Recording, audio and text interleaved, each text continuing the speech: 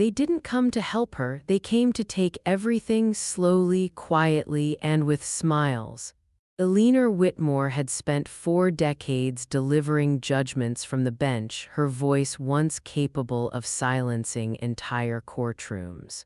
Now at 71, that same house, her house, had turned into a cage disguised as care. They called it concern, they called it safety. Eleanor knew better. This was theft measured in patience. When her son Daniel moved back into the estate, he said it was temporary. His wife, Clara, called it a blessing. They took over the meals, replaced the locks, and reorganized her medications with unsettling enthusiasm. Somewhere between the morning tea and the evening pills, Eleanor began to disappear. The blue tablets were the worst. Small, smooth, unmarked, and powerful enough to erase hours of her life. They said it was her memory failing. She knew it was her freedom. Eleanor stood by the tall, arched window in the study, rain streaking down the glass like slow tears. The mansion sat high above the countryside, elegant and silent, built long before secrets had cameras. Her right hand trembled as she touched the curtain. The doctor called it benign, an annoyance, not dangerous, certainly not dementia. Her mind was still sharp, sharper than they realized. Headlights cut through the long driveway. A worn sedan rattled toward the entrance, coughing like it might give up at any moment. Eleanor exhaled slowly. They were back. She hadn't wanted them here, not really. When Daniel had called weeks earlier, voice breaking, finances in ruins again, she'd been ready to write another check. She always had, but Clara had taken the phone. "You shouldn't be alone, Eleanor," she'd said gently, too gently. "What if you fall? What if no one hears you? Let us stay just a little while." Family, that word still had teeth. The doorbell echoed through the foyer. Eleanor straightened her cardigan and opened the door. Daniel looked smaller than she remembered. Avoidant, tired, Clara stood behind him, umbrella in hand, holding a potted flower like an offering. The hug Clara gave her felt rehearsed, empty. As they stepped inside, Eleanor noticed Clara's eyes scanning the room, not with love but calculation. Antiques, art, value, nothing sentimental, everything measurable. "I can help manage your medications," Clara said brightly. "I'm trained." "I manage just fine," Eleanor replied calmly. "For now," Clara whispered.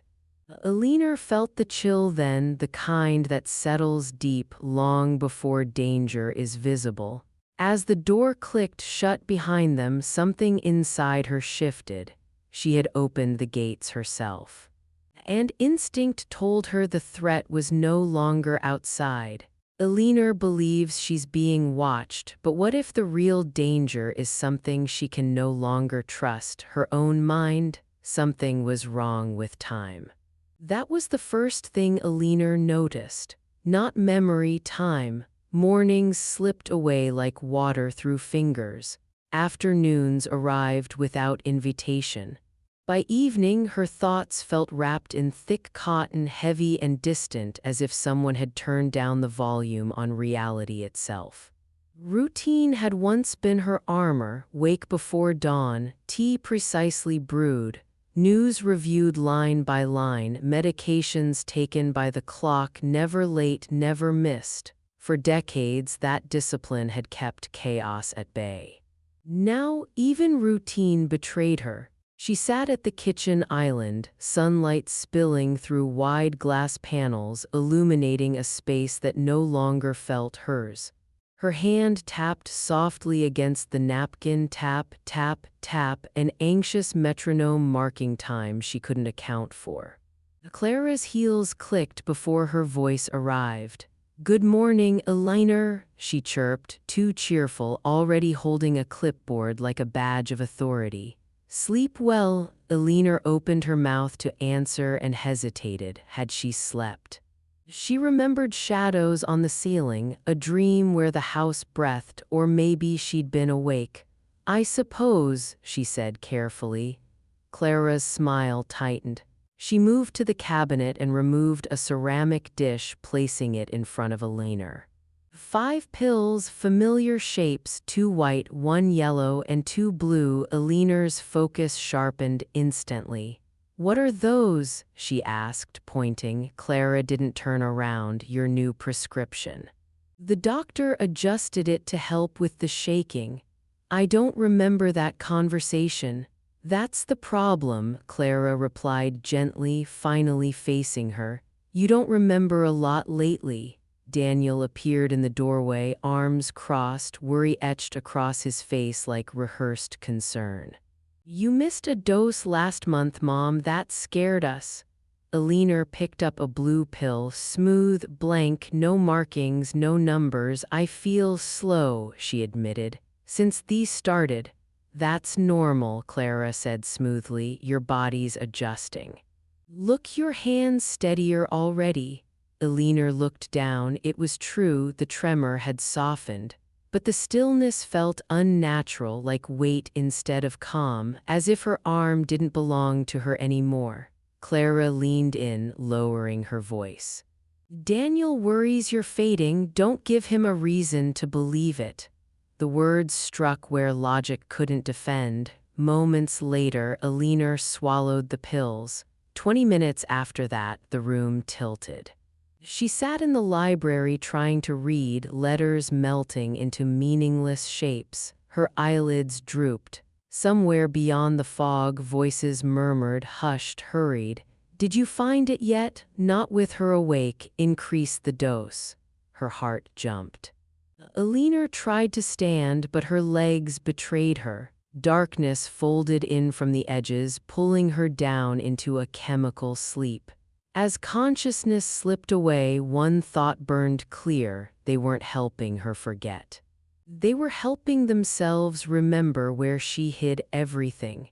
Elena is losing hours, but what if someone is counting on that loss to steal far more than time? Waking up felt violent. Elena gasped, jerking upright in bed, heart hammering as if it had been running without her. The room was pitch black, no moonlight, no hallway glow, just darkness pressing in from every side. The digital clock on her nightstand flickered. 3:12 a.m. It wasn't fear that had woken her, it was smell. Sharp, rotten, metallic, her breath caught as recognition cut through the lingering haze of sedation. Gas. Adrenaline tore through her system, burning away the fog. Elena swung her legs over the bed. They wobbled beneath her, weak and unreliable, but instinct forced them forward. She pulled on her robe and stumbled into the hallway. The odor grew stronger with every step. "Daniel," she called, voice thin. "Clara," no answer. The house felt wrong, too quiet, too still, like it was holding its breath. Elena gripped the banister and began descending the stairs, counting each step under her breath the way she had since childhood. 1, 2, 3, focus anchored her. By the time she reached the kitchen, nausea curled in her stomach. Then she heard it. A soft, deadly hiss. Elena fumbled for the light switch. Fluorescent bulbs flickered to life, revealing the nightmare. 2 burners on the massive gas range were fully open. No flame, just invisible poison flooding the room. One spark, just one, and the entire wing would have vanished. She lunged forward, twisting the knobs shut, hands shaking violently now from terror rather than tremor. Her lungs burned as she backed away, coughing. "Oh my God!" Clara's voice cut through the chaos. She stood in the doorway, silk robe clutched tight, eyes wide with practiced horror. Daniel rushed in behind her, disoriented, panicked. "Mom, what did you do?" Daniel shouted. "I smelled it," Elena gasped. "It was on, I turned it off." Clara stepped closer, shaking her head slowly. "No, no, Elena, I was down here earlier." Everything was off. That's not true, Alina insisted. I was asleep. We heard you walking, Daniel said, voice breaking. We thought you were getting food. Alina stared at them, disbelief crashing into fear. I didn't touch it. I always check the stove, every night. Clara's expression softened into something far worse than anger, pity. You didn't tonight. I saw you wandering. You were talking to your husband. Alina's chest tightened. He's dead, I know, Clara whispered. That's why I didn't wake you. Doubt crept in like poison. The blue pills blurred dreams and waking. Had she come downstairs? Had she imagined him? Daniel ran a hand through his hair. This is getting dangerous. We have to lock the kitchen at night. Don't talk about me like I'm not here, Alina snapped. Clara's voice hardened. Then stop almost killing us. Alina retreated upstairs, shaken to her core. She didn't see the look Clara exchanged with Daniel, or the faint, satisfied smile as Clara glanced back at the stove, a stove she had turned on herself. If Alina can't trust her memories, how long before she believes the lie they're building around her? The doubt was worse than the fear. Fear had edges. Fear could be faced. Doubt seeped into everything, corroding Alina's certainty from the inside out. By morning, exhaustion clung to her bones and the house felt smaller, tighter, as if the walls had shifted overnight. She sat in the garden later that afternoon, wrapped in a thin shawl despite the mild air. The roses were in bloom, their color too bright, almost unreal. Alina stared at them without truly seeing. Her hands trembled violently now, not from illness but from wit. She wrapped the shawl tighter around Alina's shoulders, grip firm enough to restrain. I was just talking, Alina said. Clara turned to Elias, her tone icy. Please stop disturbing her. She's confused and easily agitated. Baron stood, hackles raised. Elias didn't look away. I'm checking on a neighbor. Well, check somewhere else, Clara snapped. She doesn't even recognize you half the time. Do you, Mom? Alina hesitated. Clara leaned closer. You told me yesterday you were scared of the man with the dog, remember? Confusion flared. Had she said that, or had Clara said it for her? I don't want the pills, Alina whispered suddenly. Clara's smile vanished. Don't be difficult. She steered Alina back toward the house. We're doing this for you. As the door closed, Elias watched Alina glance back once. The look wasn't confusion, it was a plea. That evening, Alina tried to make a call. The old rotary phone sat heavy in her hand. She lifted the receiver. Nothing, no tone, no static. Her cell phone was gone, the front door key missing. The car unusable, every exit sealed with polite excuses.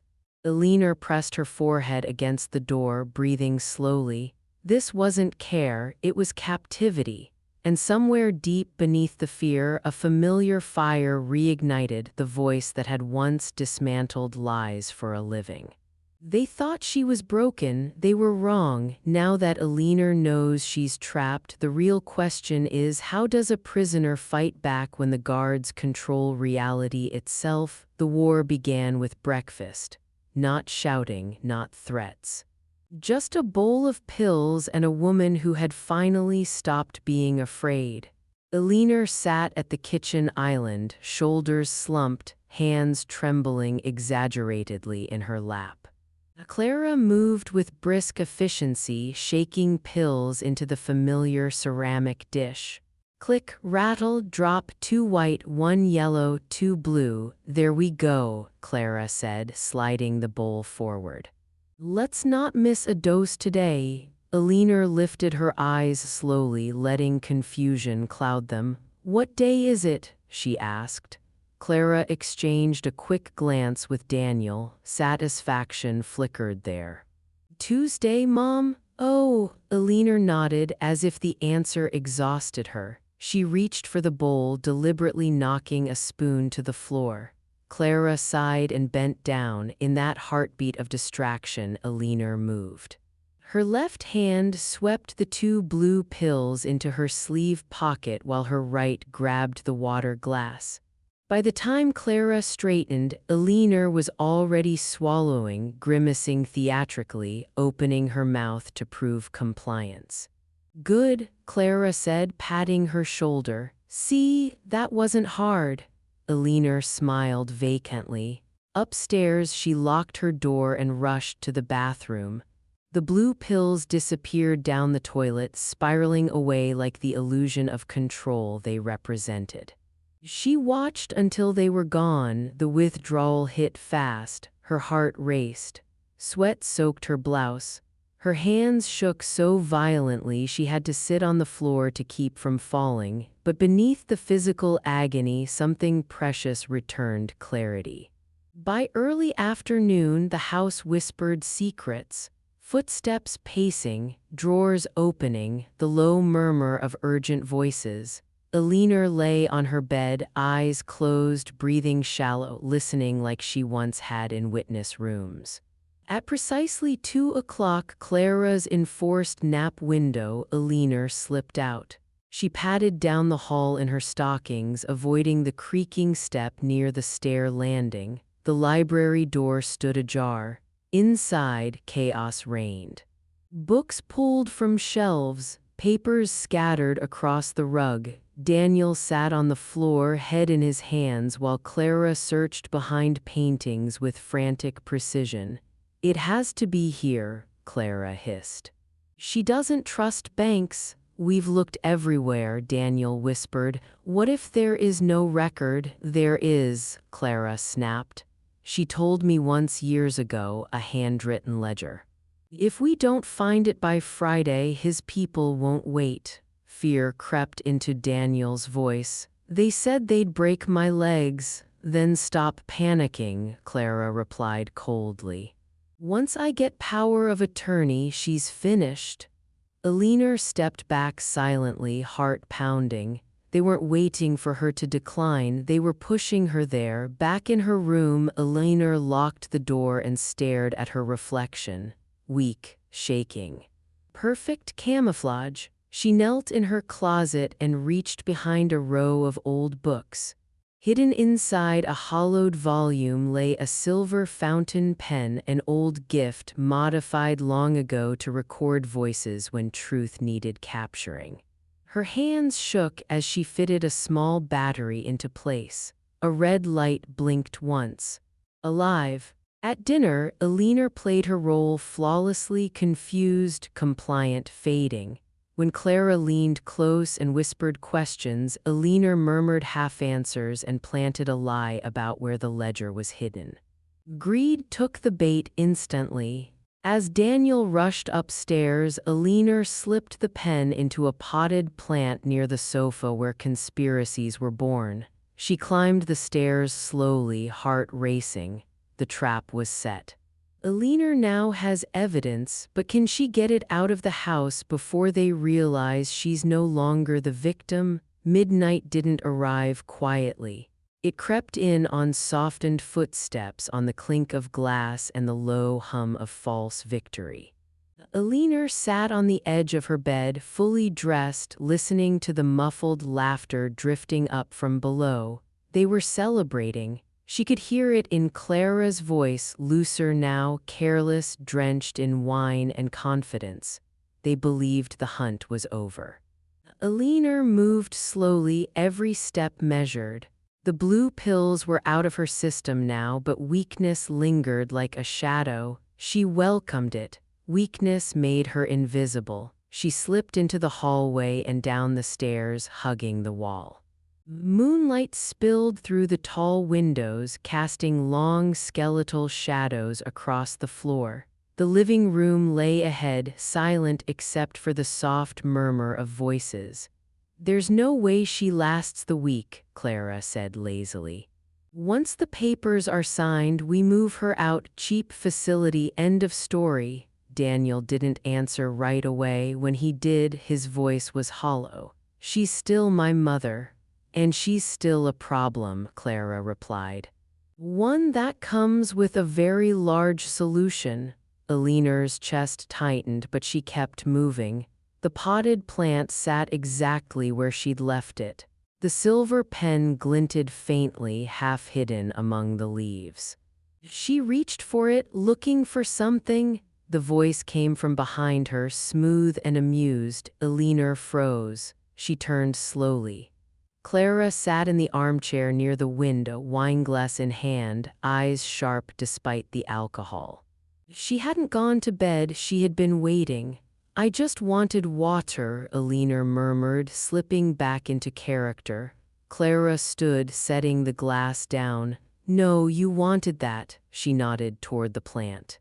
I saw you hide it earlier. She advanced, steps confident. Give it to me. Eleanor backed toward the garden doors, heart hammering. It's nothing, just a pen. Then you won't mind handing it over. Clara lunged. Pain exploded through Eleanor's shoulder as Clara grabbed her arm, twisting hard. Eleanor cried out, the sound raw and real.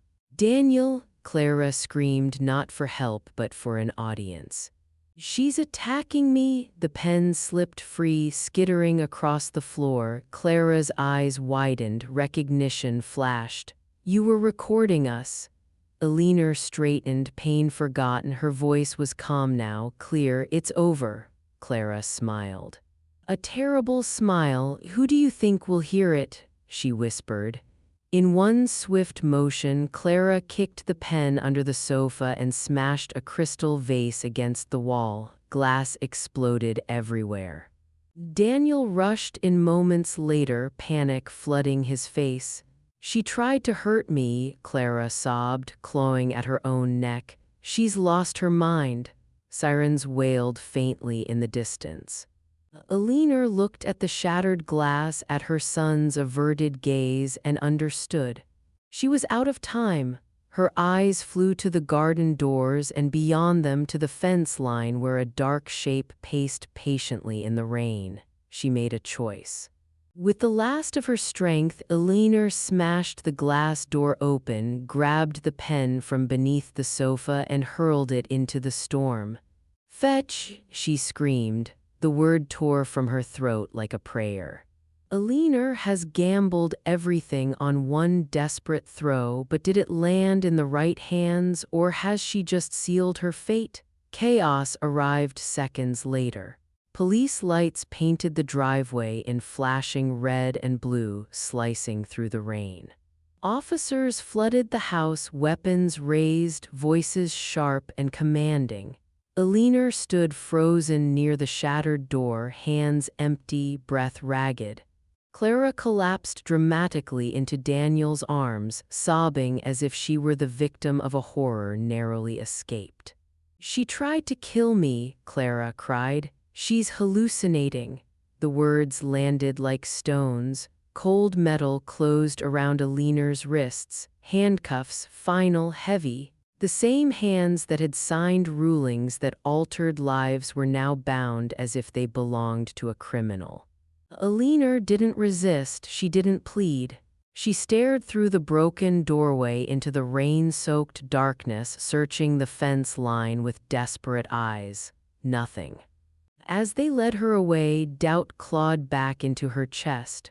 What if the pen was lost? What if the rain destroyed it? What if Elias never saw it land? The patrol car door slammed shut. Silence. The holding facility stripped time of meaning. White walls, white lights, paper clothing that smelled of chemicals. Eleanor sat on the edge of the narrow cot, repeating her name like a lifeline. She refused the medications, drank only water, waited. 72 hours passed without a clock. On the third day, a guard opened the door. Your family is here, court hearing. Clara had sent clothes. A dark, conservative dress Eleanor recognized instantly, the one she had worn to her husband's funeral, a message wrapped in fabric. You're finished. Handcuffed and shackled, Eleanor was led into the courtroom. The room buzzed with whispers. Daniel sat beside Clara, pale and hollow. Eleanor took her seat alone, the judge called the case. Before Clara's attorney could finish speaking, the doors at the back of the courtroom slammed open. Gasps rippled through the room. Elias rolled in, face grim, wheelchair moving fast. Beside him walked a young attorney Eleanor hadn't seen in years, and between them, held carefully in a sealed evidence bag, was the silver pen. Mud-stained, chewed, alive. Clara stood up, her face drained of color. "That's fake," she snapped. "Planted?" The judge raised a hand. "Sit down." The attorney spoke calmly. "Your Honor, this recording was retrieved from Miss Whitmore's garden by Mr. Harper 3 nights ago." He pressed a button. Static filled the room.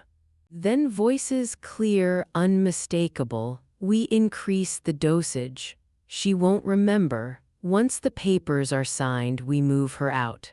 Clara's sobs turned to screams. Daniel lowered his head as the truth poured into the courtroom, undeniable and irreversible. When the recording ended, silence followed, thick and absolute. The judge removed his glasses slowly. "This petition for conservatorship is denied." Clara lunged at Daniel, screaming. Officers restrained her. Eleanor's cuffs were removed. She stood on shaking legs, dignity intact. "Justice has spoken, but one final reckoning remains, and it's far more personal than any verdict." The courtroom emptied slowly, as if no one wanted to be the first to break the spell truth had cast. Eleanor remained seated for a moment after the cuffs were removed, breathing in the unfamiliar feeling of freedom. Her wrists ached, but her spine was straight. When she finally stood, the room seemed smaller, no longer towering over her, no longer hostile. Clara was screaming now, dragged toward the exit, rage replacing the charm she had worn so easily. Daniel didn't look back. He stared at the floor, shoulders caved in under the weight of his own choices. Eleanor didn't speak to him. She had said enough over a lifetime. Outside, rain washed the courthouse steps clean. Elias waited there, Baron seated proudly at his side, tail thumping once against the concrete. Eleanor knelt despite the stiffness in her knees and rested her hand on the dog's broad head. "Good boy," she whispered. The weeks that followed were quiet, but this time the silence was kind. The house felt different without locked doors and whispered threats. The blue pills were gone, her routine returned not as armor but as comfort. Her hands still trembled, but her mind was clear, sharper than ever. The ledger remained exactly where it had always been. When her attorney finally opened it, he frowned, page after page blank. "There was never money in here," Eleanor said gently. "Not the way they thought." The real assets had been secured months earlier, protected long before desperation turned to cruelty. The ledger was a test, one Clara had failed spectacularly. Daniel called once from jail, voice small, asking for help. Eleanor listened in silence before answering. "No," she said. And for the first time, the word didn't hurt. She donated the estate proceeds to elder protection programs. She kept only what she needed. The rest became safeguards for people who didn't yet know they were being watched by wolves in familiar clothing. On her last night in the house, Eleanor stood by the same window where this nightmare had begun. The glass reflected an older woman, yes, but not a broken one. Wisdom, she realized, doesn't fade with age, it sharpens. As she turned off the lights and closed the door behind her, Eleanor knew one thing with absolute certainty. They had tried to erase her. Instead, they reminded her exactly who she was. If someone you love began to disappear right in front of you, would you notice the signs, or would you trust the wrong smiles? Share your thoughts in the comments, and if stories like this matter to you, subscribe and stay vigilant. Freedom didn't arrive with celebration. It arrived quietly like dawn after a long night when no one is left to applaud. Eleanor woke before sunrise in a small coastal rental far from the estate, the air heavy with salt and possibility. No locks she hadn't chosen, no pills waiting on a counter, no voices correcting her reality. Just the soft rhythm of waves and the steady presence of her own thoughts. She brewed tea slowly, hands still trembling but steady enough. The tremor no longer frightened her. It was honest. It didn't lie. On the table sat a single envelope. Inside, a copy of the court's final order and a handwritten note from Elias. Short, direct, respectful. You trusted your instincts. That saved your life. Eleanor folded the note and smiled faintly. Instinct was a muscle. Ignore it long enough and it weakens. Listen to it even once and it remembers its strength. News arrived in fragments.